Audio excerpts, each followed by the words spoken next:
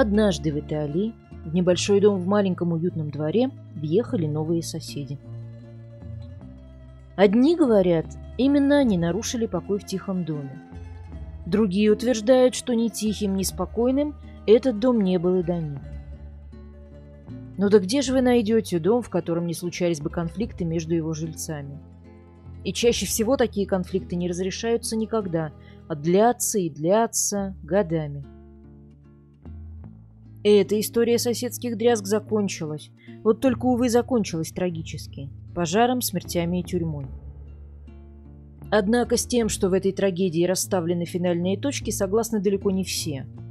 И кто-то по долгу службы, а кто-то и по зову сердца, продолжают доказывать, что правда совсем не такая, какой ее увидел суд. Сознаюсь сразу, я к ним не принадлежу. Хоть неясностей в этом деле и правда немало, на мой взгляд, приговор справедлив. Но вы можете с этим и не согласиться, а составить свое собственное мнение о том, что же случилось в маленьком, но не тихом доме однажды в Италии.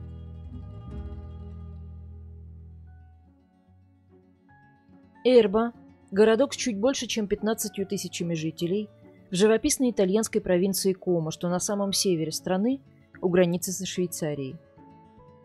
Как уже говорилось, на одной из улиц этого городка был трехэтажный дом, в котором и случилась вся эта история.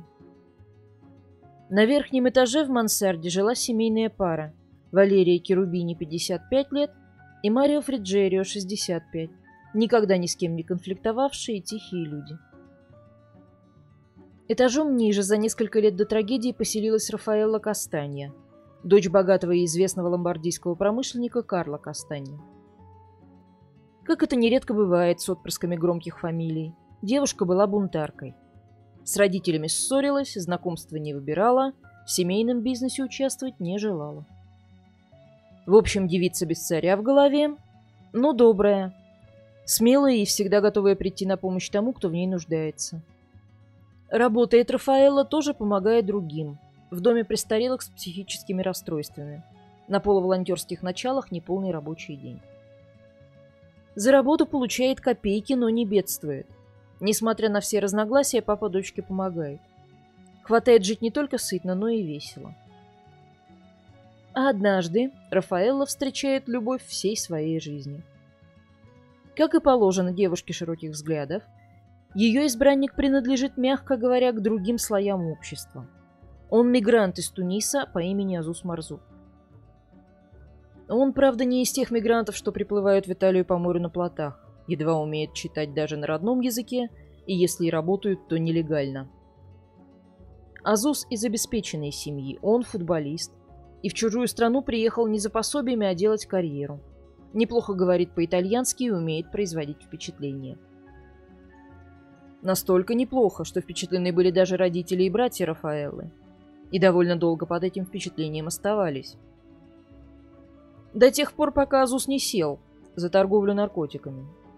Сел, правда, ненадолго и довольно скоро вышел из тюрьмы по амнистии, но родителей влюбленной Рафаэллы это скорее расстроило, чем утешило. С неугодным зятьком пытались бороться. Брат увез Рафаэллу на месяц в Доминикану, чтобы затуманенные любовью мозги прояснились. Спасателю казалось, все шло хорошо, до тех пор, пока по возвращении ему не пришел счет на 5000 евро за мобильные переговоры. Оказывается, Рафаэлла каждый вечер втихаря с телефона брата вела долгие беседы с ненаглядным Азузом. Они поженились, родился сын, назвали Юсеф. С появлением внука семья Кастаньи потеплела, отношения Рафаэллы с родителями улучшились. Особенно с матерью, новоиспеченной бабушкой Юсефа Валерией. Та и раньше-то старалась прикрыть дочку перед чрезмерно, на ее взгляд, строгим отцом. А уж теперь при виде маленького, хорошенького и обаятельного мальчишки и вовсе оттаяла и постоянно навещала молодую семью. Кстати, вернемся в наш трехэтажный дом по улице Армандо Диас в городе Эрба, где на первом этаже в небольшой квартире с отдельным входом живет еще одна супружеская чета – Алинда Романо и Роза Бацци. Алинда родился 10 февраля 1962 года в деревне и был совершенно обычным парнем, любившим футбол и не любившим школу. Он родился еще до свадьбы его родителей, но, несмотря на некоторое опоздание с женитьбой, семья получилась крепкой.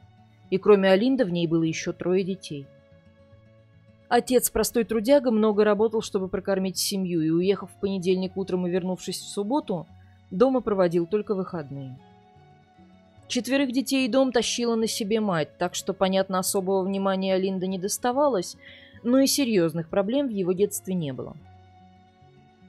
Как и отец, простой и работящий мужик. Он много лет был дальнобойщиком, а в 96-м году устроился в компанию по сбору мусора.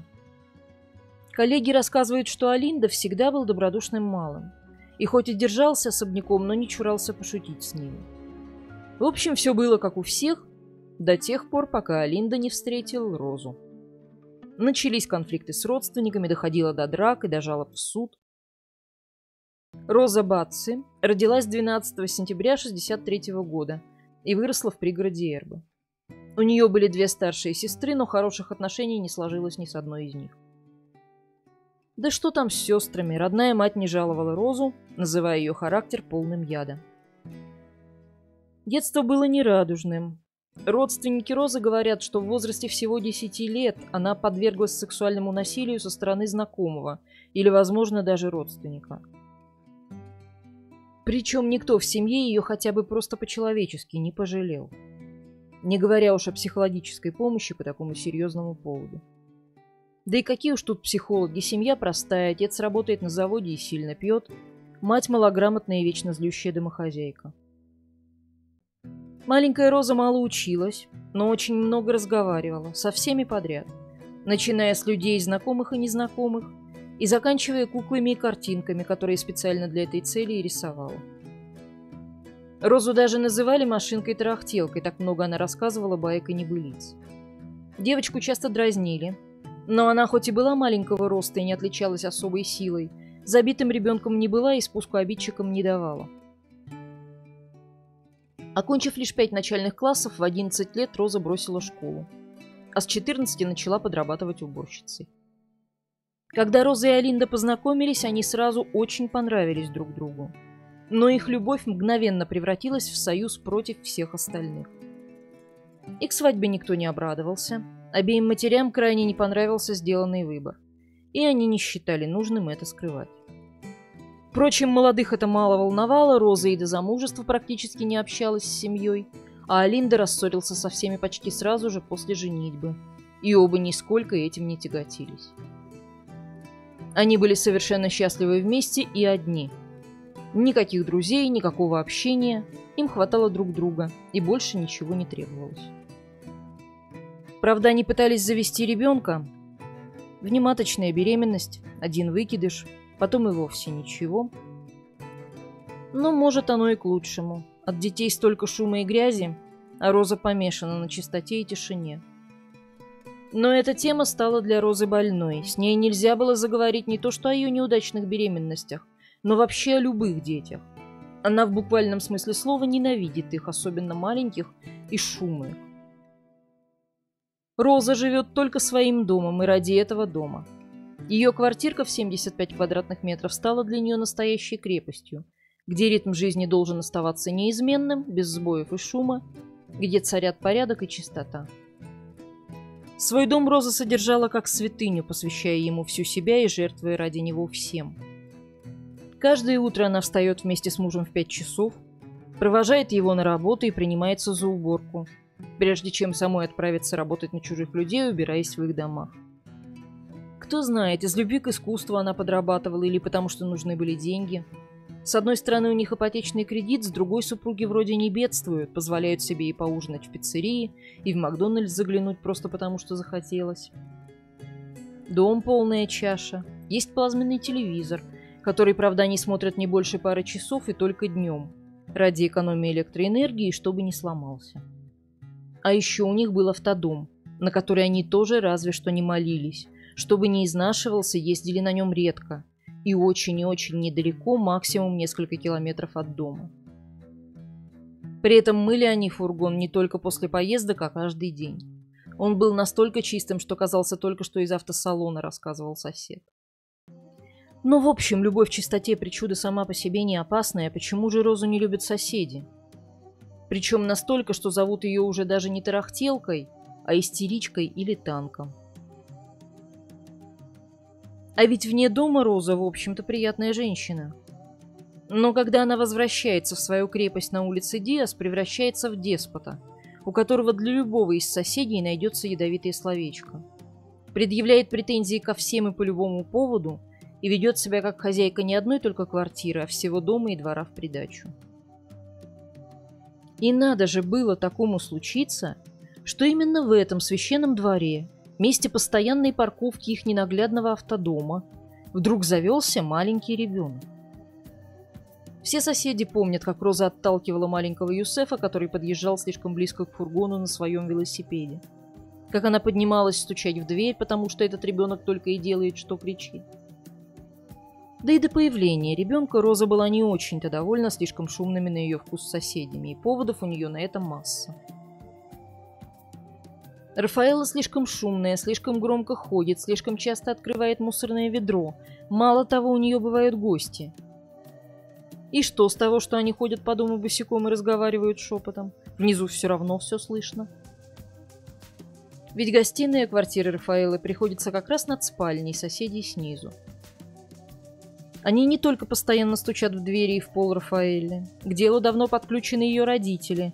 Ведь Роза и Алинда звонят им в 2 часа ночи каждый раз, когда считают, что девушка недостаточно тихо спит. Рафаэлла соседей боится. Словами те не ограничиваются. Были и случаи рукоприкладства, даже когда она была беременна Юсефом. А потом и вовсе дело дошло до слежки. На своей машине семейство Романа преследует поезд, на котором Рафаэлла едет на работу. На каждой остановке нарочно показываясь ей на глаза. Перепуганная девушка обратилась в полицию, но что могут полицейские, кроме как провести воспитательную беседу? И что от той беседы толку, если Роза и Алинда считают себя абсолютно правыми? И так и отвечают на вопрос о мотивах преследования. Хотим, чтобы она нас боялась. В общем, обстановочка в кондоминиуме теплая и дружественная.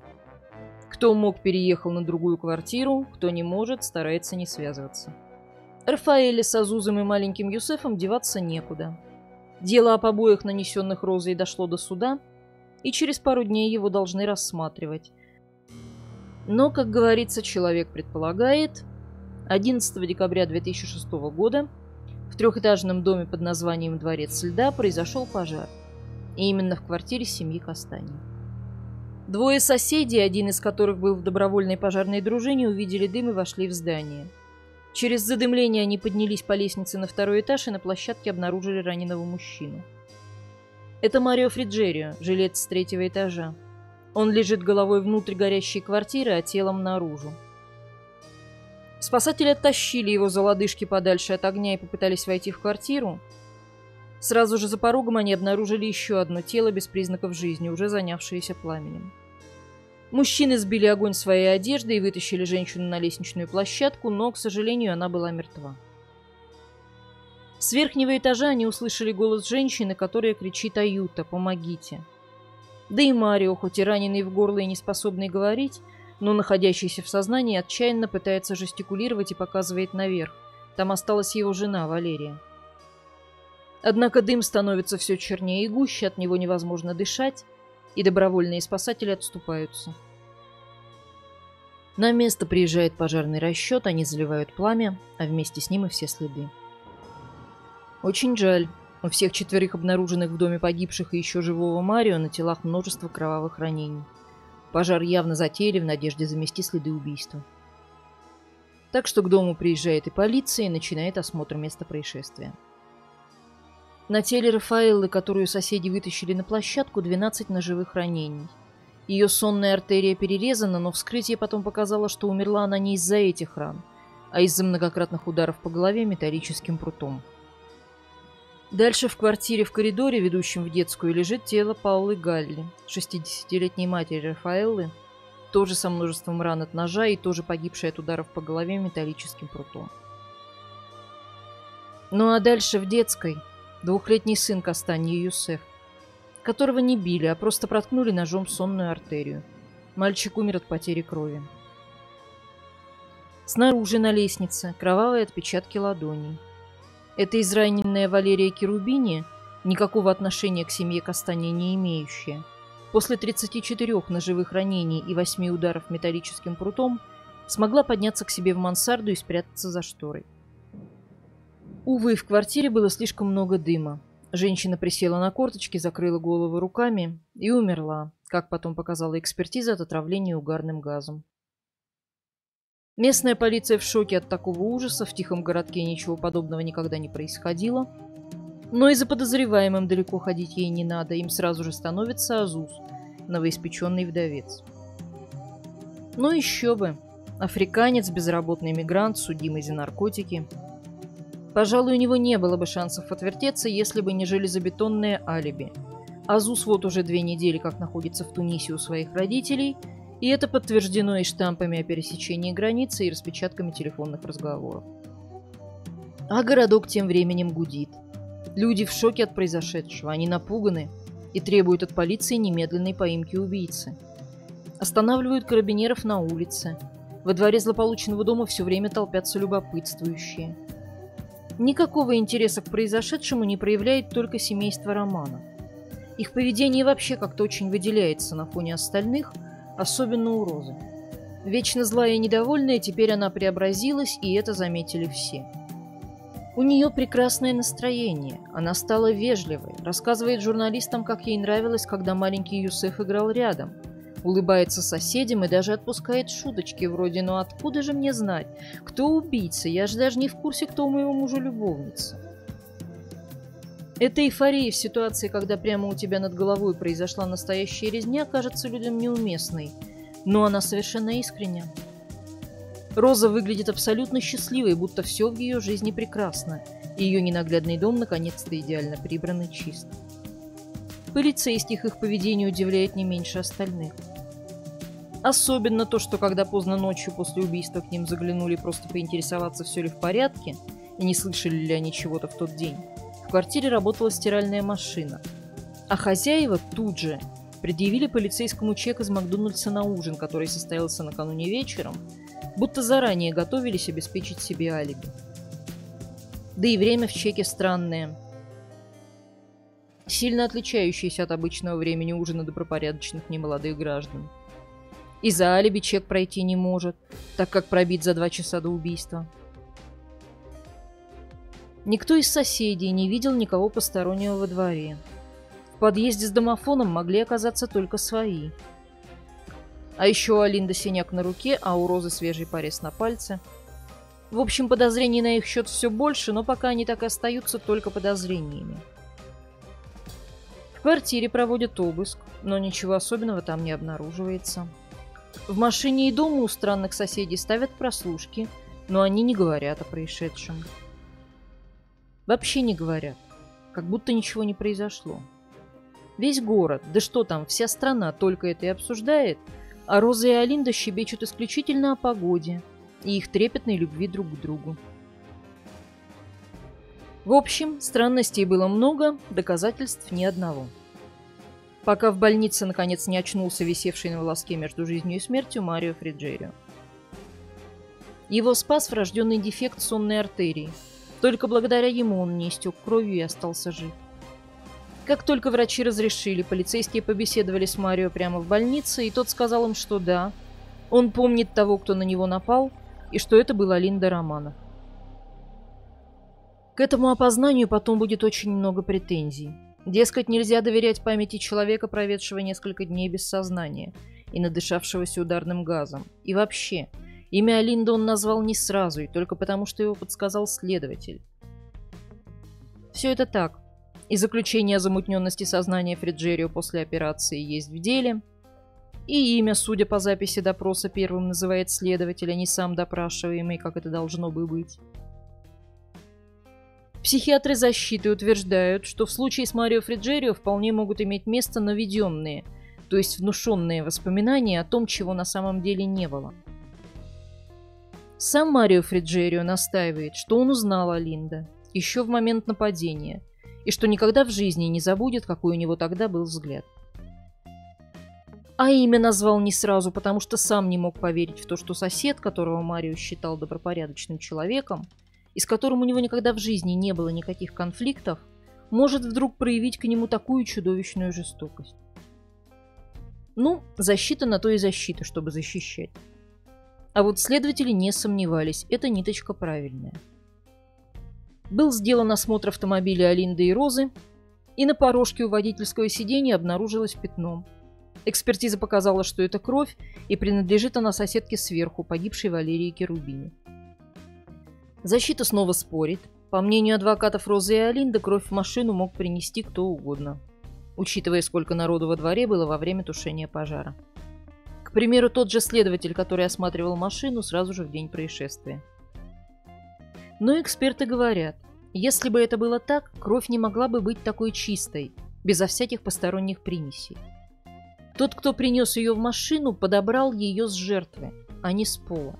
И совершенно точно сделал это до того, как пожарные залили водой все вокруг. Но вернемся к хронологии событий. 8 января 2007 года Роза Бац и Алинда Романо были задержаны и после многочасового допроса на следующий день арестованы. Вели они себя довольно странно. Казалось, их интересовало только одно – быть вместе. Все, начиная с соседей и заканчивая следователями и психиатрами, отмечали чрезвычайную привязанность Алинды и Розы друг к другу.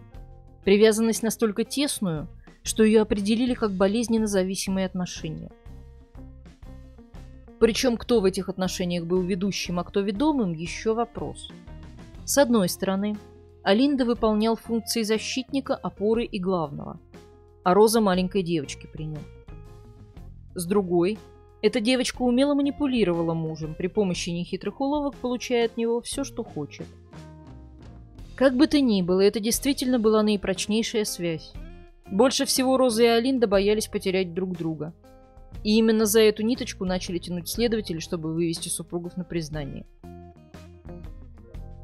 Воспользовавшись тем, что оба они не самые образованные и умные люди, следователи пообещали им, что в случае чистосердечного признания один из них отправится домой, а второй получит небольшой срок. И даже позволили ненадолго остаться наедине, чтобы обсудить эту перспективу между собой. Разговор, естественно, прослушивался, но супруги, естественно, об этом знали. Алинда пытался уговаривать Розу сказать правду. Роза настаивала, что правда в том, что они ничего не сделали. И, в общем, сам по себе этот их разговор в плане понимания ситуации ничего не дает. Зато после него они все же начали признаваться. Правда, признания эти плохо соответствовали реальной картине происшествия, но только до того момента, как супруги прекратили выгораживать друг друга. Первое признание Розы звучало как «я все сделала одна, а Линда ни в чем не участвовала». Первое признание Алинда «я все сделал один, ни в чем не участвовала Роза». Но потом их прорвало, и они рассказали все, с подробностями в описании как обстоятельств убийства, так и своих мыслей и ощущений. «Да, это правда, мы давно об этом думали», — рассказывала Роза. «Мы больше не могли терпеть тех людей, невозможно было дальше жить. Это мы. Мы хотели всего лишь преподать хороший урок той, что жила этажом выше. Мы устали от нее, ее родственников и друзей, их грубости. Мы также ненавидели ее отца Карла Кастанью. Все говорят, я должен был испытывать сожаление и угрызение совести о том, что мы сделали», — сообщал в своем признании Алинда Романо. «Но нет, ничего такого у меня не было. Ни одного раза я не пожалел о том, что сделал. Единственное, что меня расстраивает, это то, что нас разлучили с женой. Посадите нас в одиночную камеру насколько хотите, хоть пожизненно, но только вместе. Ради этого я скажу все, что угодно». Справедливости ради, камеру на двоих Алинда не обещали. Ему сказали, что если он признается, срок может быть небольшим, и по его окончании они смогут снова быть вместе. Потом, когда они с Розой откажутся от своих признаний, их защита назовет это обещание шантажом и принуждением. Но, ознакомившись с видеодопроса, суд решит, что хотя за признание и были обещаны некоторые послабления, давлением на обвиняемых это считать нельзя.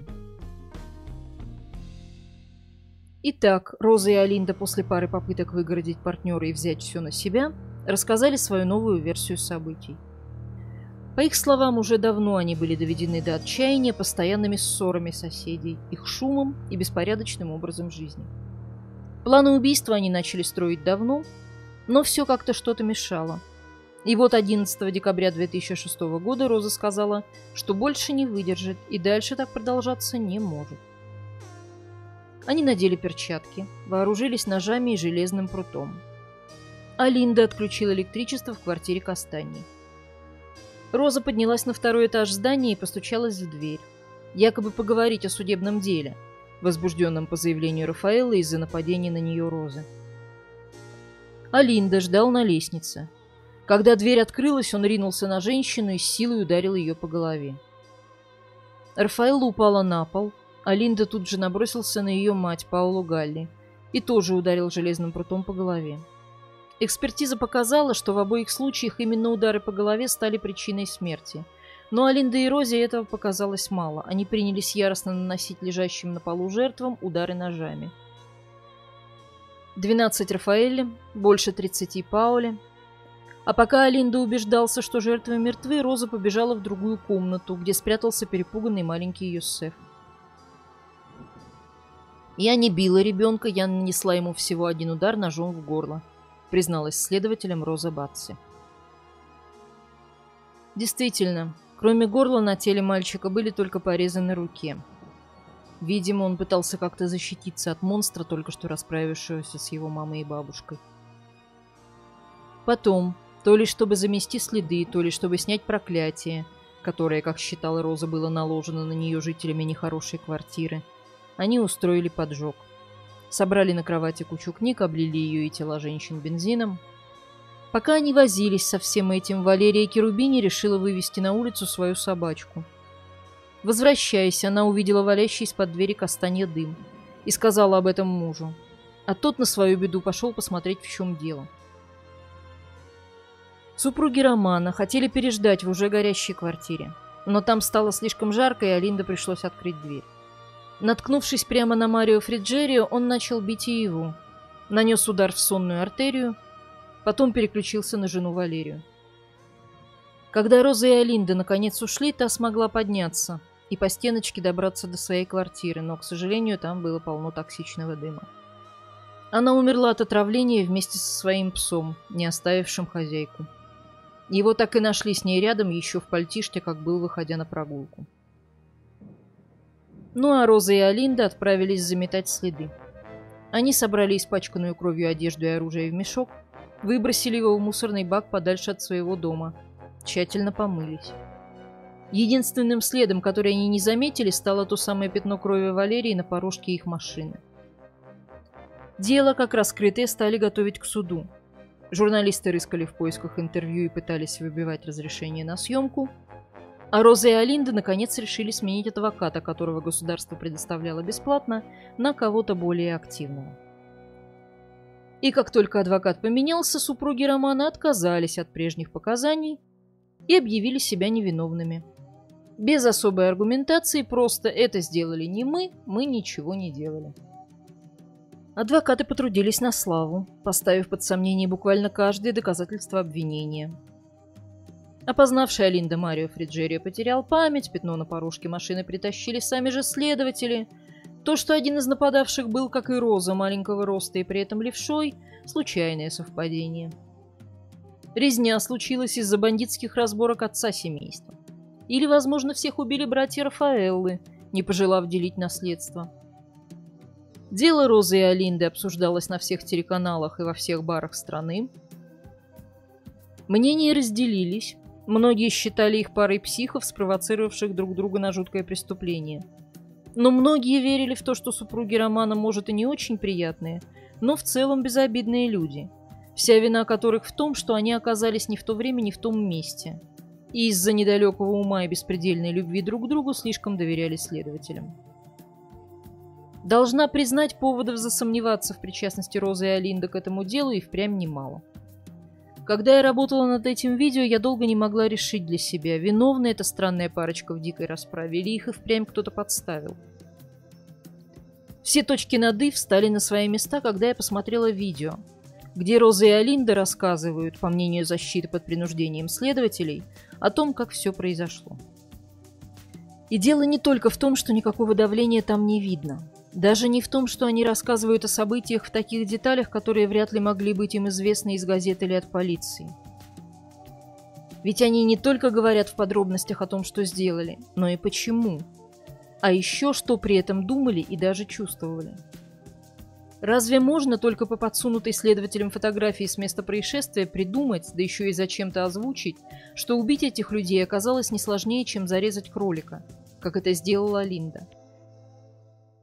Неужели рассказ Розы о том, что чем больше она била, тем легче ей становилось, и тем сильнее она себя чувствовала, это лишь больная фантазия женщины не в себе?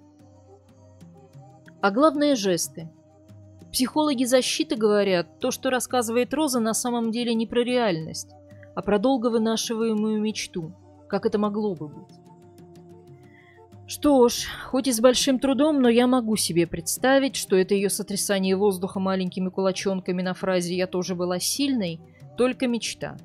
И на самом деле ничего подобного в реальности она не чувствовала. Но куда тогда девать историю Олинда, в которой он показывает, прикасаясь рукой к носу, где именно у него была кровь? И как он смывал ее с рук, потому что она просочилась через вязаные перчатки. Однажды в деревне меня попросили подержать крылья курицы, которые рубили голову. Не один десяток лет я помню горячие капли на руках. И уверена, Олинда не придумала это ради красного словца. Ему не рассказали об этом следователи, чтобы признание было правдоподобным. Он помнит. Помнит, как оттирал красные брызги, попавшие на лицо, и как тщательно отмывал, тер и снова ополаскивал запачканные кровью жертв руки. И тем страшнее это его «я не испытываю никаких угрызений совести», и убить человека оказалось не сложнее, чем кролика. На суде они вели себя спокойно, обнимались, целовались и посмеивались, явно наслаждаясь редкими теперь моментами, когда они могут быть вместе. Даже когда в зале демонстрировали фотографии тела маленького Юсефа.